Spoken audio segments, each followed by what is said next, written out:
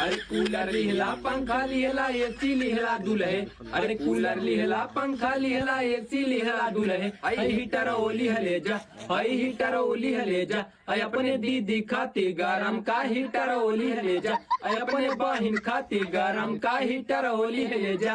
अरे मूली खैला भिंडी खैला गाजर खैला समझी। अरे मूली खैला भिंडी खैला गाजर खैला समझी। आई बैगन ओली हले जा, आई बैगन ओली हले जा। आई अपने दीदी खाती लामा का बैगन ओली हले जा। आई अपने बहन खाती लामा का बैगन ओली हले जा।